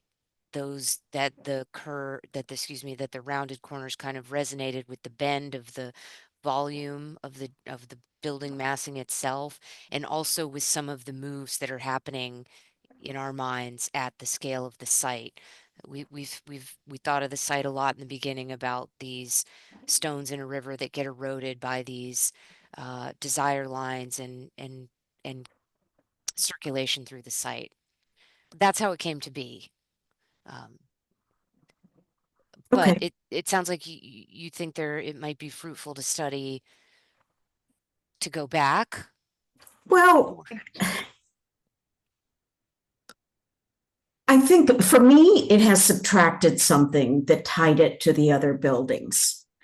And you all were looking at both continuity as well as, I'm not using the right word, but personality, right? Allowing each building to have its own personality.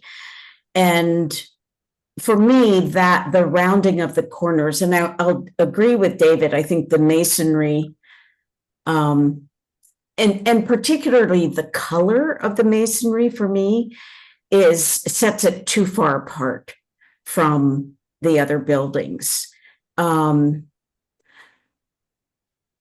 I've been trying to think, okay, this is an unusual and yet a very contemporary condition, right? Where you have residential right next to more commercial buildings, right? And uses that you could never have 100 years ago. And I just wonder how much should they relate? How should they? Oh, I'm glad you brought this up, because these corners are also rounded, but they're much more subtle. Is that right? Am I reading that right? Correct. Yeah. And so doing the crenellations on the front just sort of felt like it.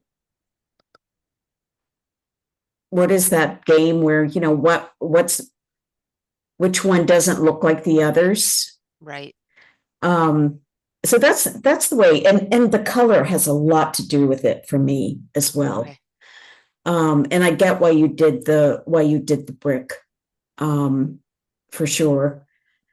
And then I'm going to go against what everyone has said about the tree column. If we could go back to a view of that.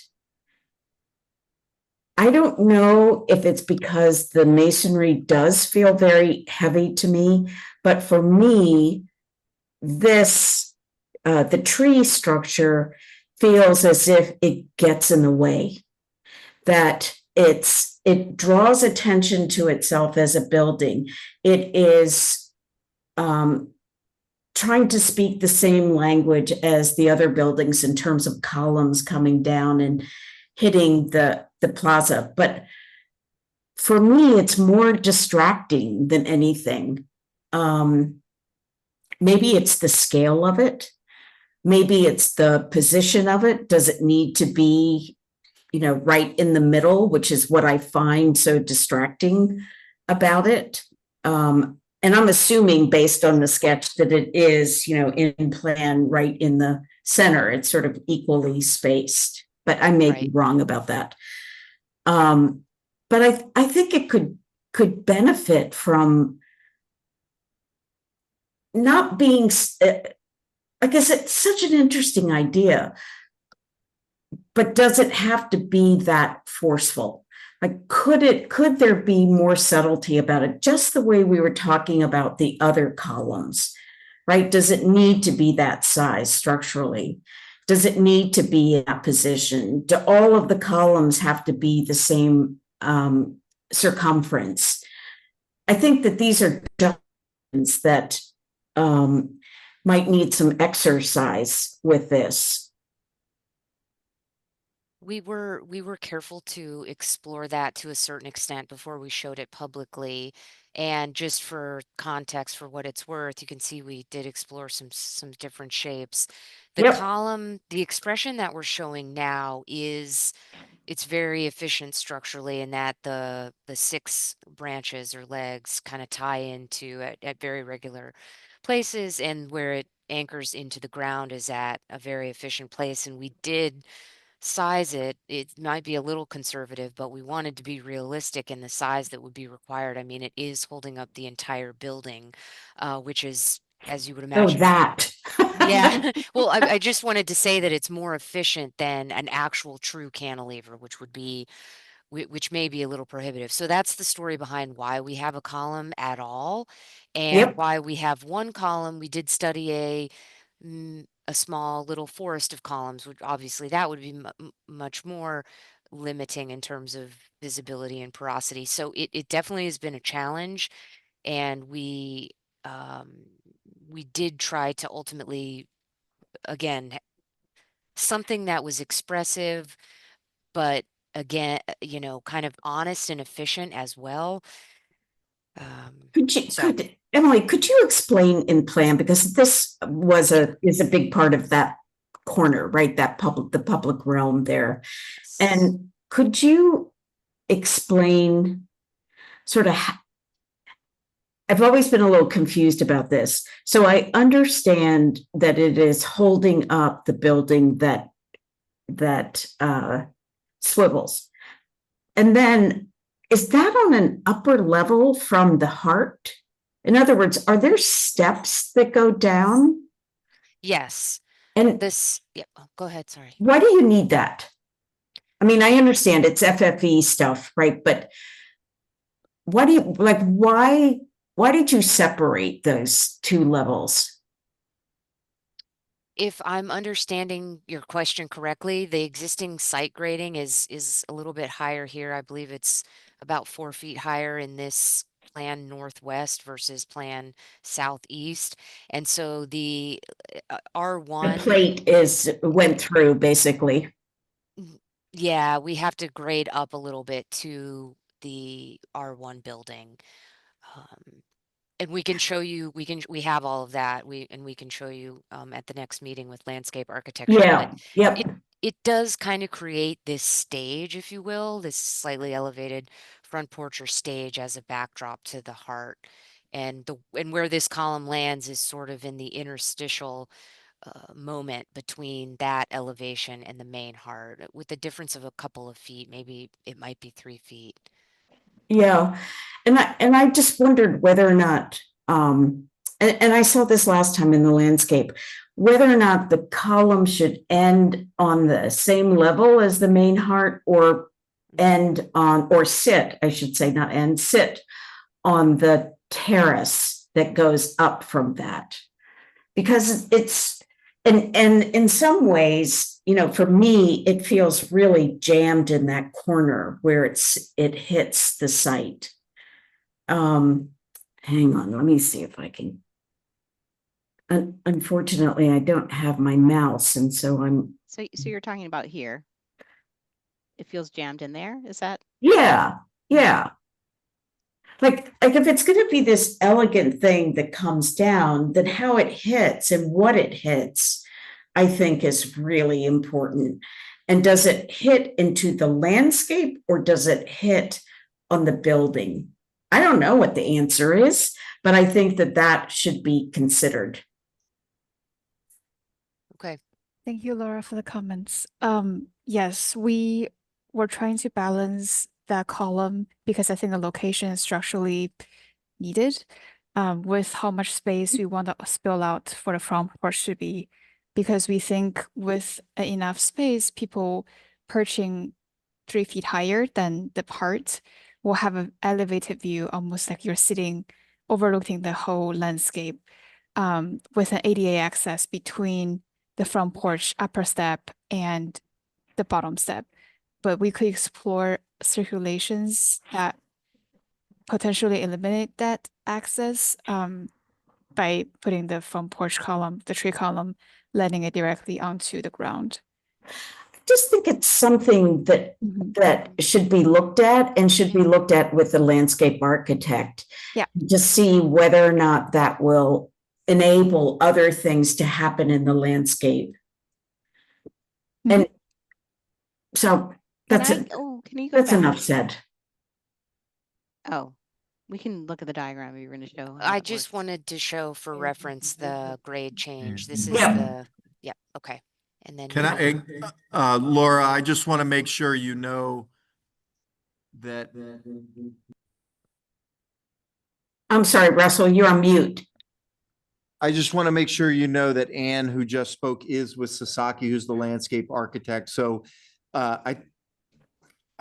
this line of kind of research is something that we have been working on too. So you're going to get some good response from us, because you're spot on to something that we have been working on and trying to make sure that we perfect. So it's a perfect question from my perspective.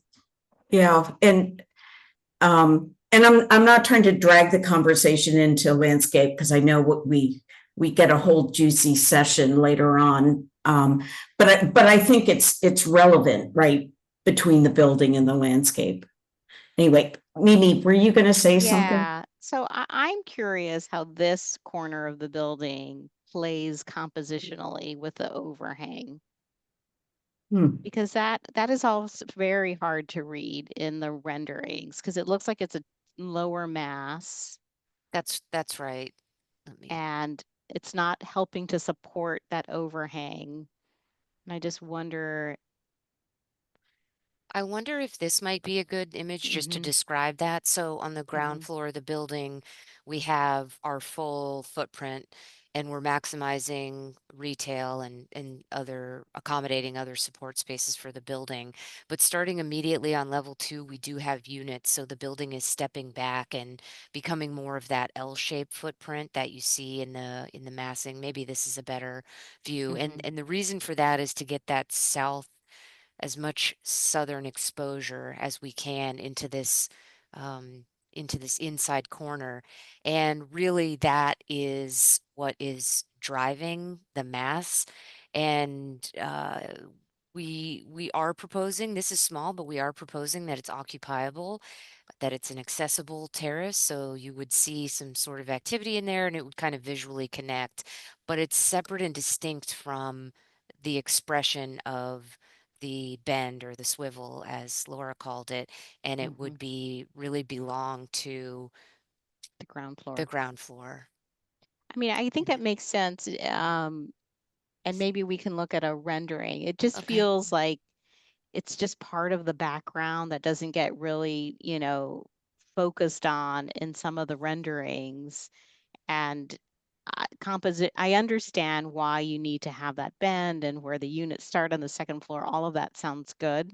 It just, I'm just trying to think, should it just have its own distinct reading all at the ground floor and then the tower starts? Because you have some glass, like what's happening above, like what's happening in these two levels? Like is that amenities or?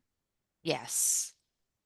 So maybe that's kind of the question. Should that be as glassy as you have it to look like it's retail, or should it be a little bit more solid? But in thinking about David's comments, I'm like, David, that's pretty spot on. And maybe, we were starting with the theme of things look structurally impossible. So I was bringing the brick down to the columns, but maybe the lightness of the material, being a different material, is also a good thing to explore.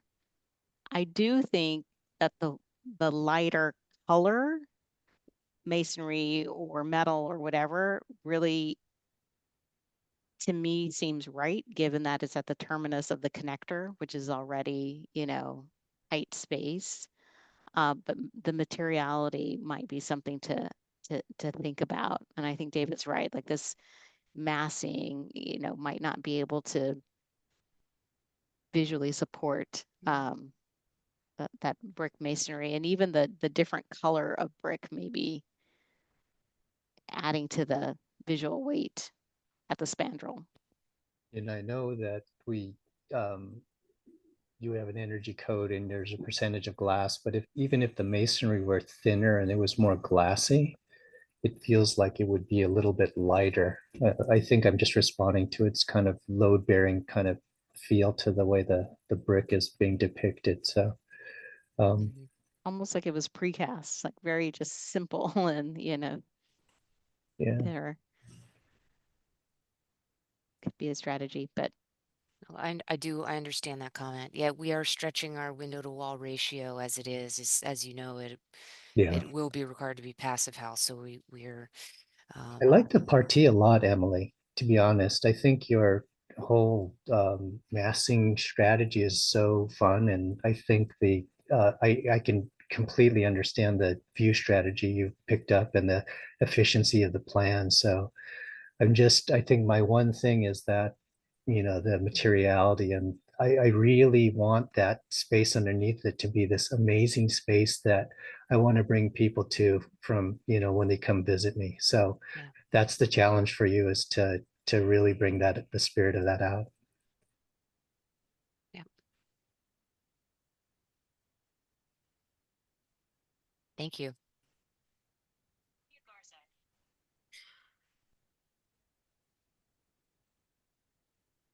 It's a really great presentation. It was so clear.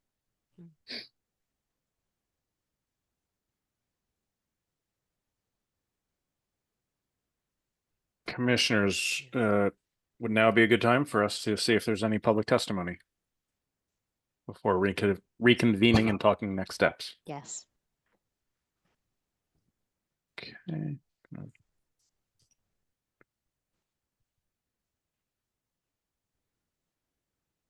And confirming if folks can see my screen.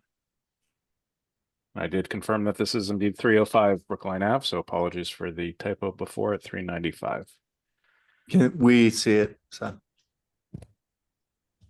You do or do not see it? We do. We do see Great. it. Okay. At this time, we'd like to invite any members of the public in attendance who may wish to contribute public testimony to raise your digital hand, and I will call on you.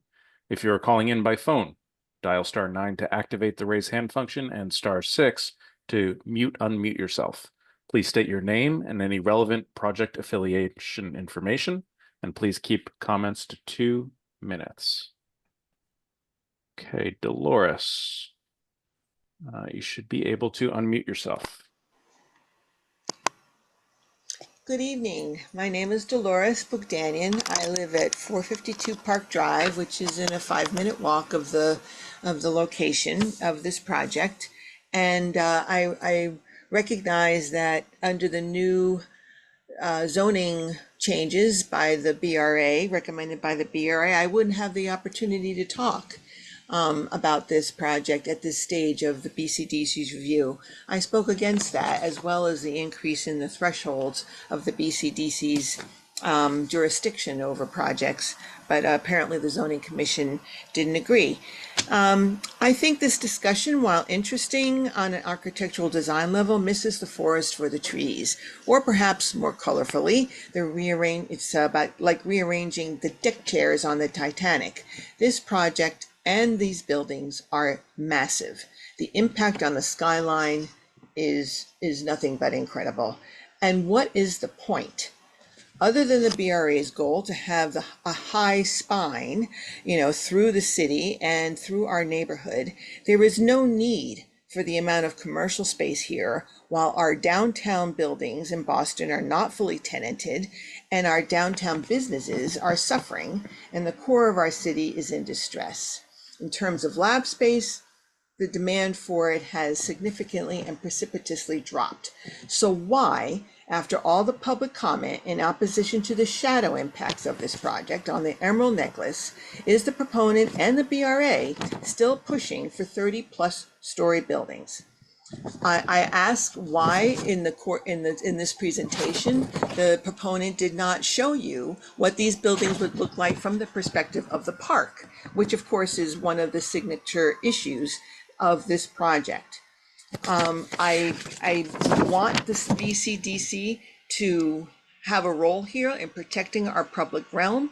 And besides the fact that I'm sick of massive rectangular buildings and this architectural discussion is interesting, the point is that the scale of these projects is much too high, and the height of the buildings is not necessary in order to accommodate the uses for which there is no commercial or market purposes. Thank you. Thank you, Dolores. One clarification there, with regards to the zoning change that was adopted by the BPDA board and then the zoning commission. Changing public testimony was not enshrined in the zoning. That is a practice that we have that we're looking at different ways to address. So I just wanted to clarify that that was not in the zoning, but the intent is to look at how we change public testimony during BCDC meetings. Okay, I do see another hand, Marie.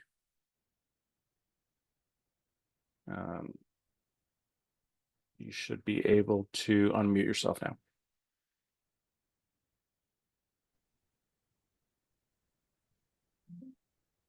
Hi, thank you. Hi, everyone. My name is Marie Fukuda. I'm a member of Fenway Civic Association. I'm co-chair of its Parks and Open Space Committee, and I've been following this project pretty closely. Many of my concerns echo Dolly Bugdanian's, but my question that I've been asking Seth from the beginning had been how the July 11th request for supplemental information was informing the presentation here, as well as the considerations of the BCDC. And the reason I was curious about that was so many of the comments talked about the desire to see study massing and articulation changes, and I didn't know if any of these had been presented. I would urge that the criteria follow some of the things in that supplemental request. That criteria should be first, the minimizing of shadow. Those requests had been echoed by both the Parks Commission and the Office of Historic Preservation in their comments. And I feel like it's something that this committee could really take and examine carefully and make sure that the design responds to it. Specific comments, I have continued concern for the building C2, which is the one that faces the riverway. And indeed, as Dolly mentioned, there had been a request for renderings coming from the riverway and the park side. The comment letter that in the request for supplemental information called that building bulky, oversized, and overly sheer towards the fens. And my experience as a park user does give me a lot of concern for the building facing that side. And then, yeah, I just think finally, I'd like to make sure that this committee is working fully within the Article 80B process, which we were all told would have lots of review. I don't attend these often, so I'm not very familiar with how your commission is looking at the Article 80 comments of the planning department, but I think everyone, me and the community for sure, would be served to know that all of these departments are working together. Thank you very much.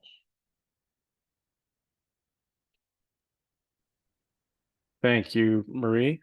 And I can address the question that came up regarding the request for supplemental information, which the city issued to the proponent on July 11th, which included the request for a lot of additional information, including environmental studies, as outlined in Article 80, which included shadow, glare, wind studies. Our understanding is that the proponent is working on that right now, and that information, as it comes back to the city, may inform and may affect change to the design of the project, and that would be presented in future subcommittee meetings to BCDC. Any additional public comments?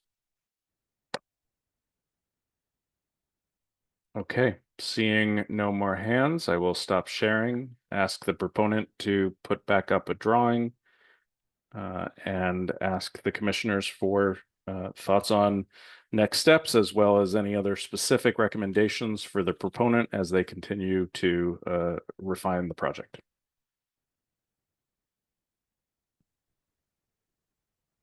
Maybe I'll just chime in and say, I think our comments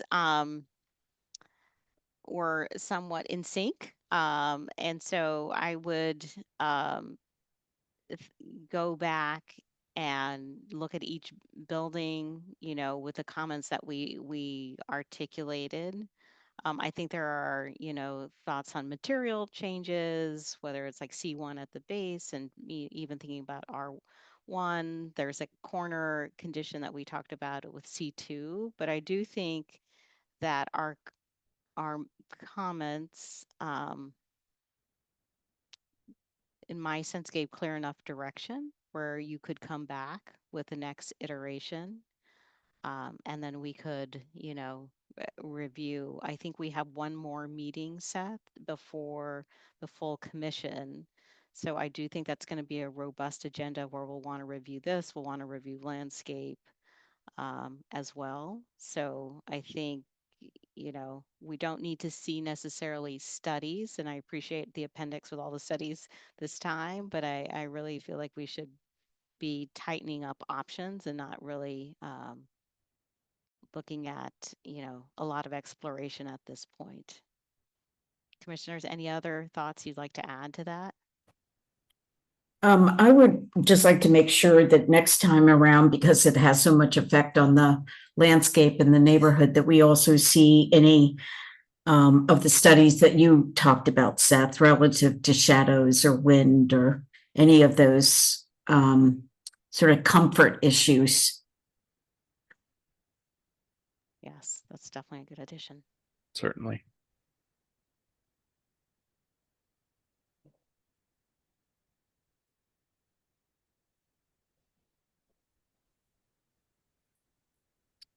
Okay, commissioners, hearing no additional comments at this time and in lieu of a formal vote, it's my understanding that the proposed project is recommended for additional review at Design Review Subcommittee. There are no provisos at this meeting because there's no vote occurring. And with that, I thank the proponent, I thank the public in attendance, I thank the commissioners for their time and expertise. Right.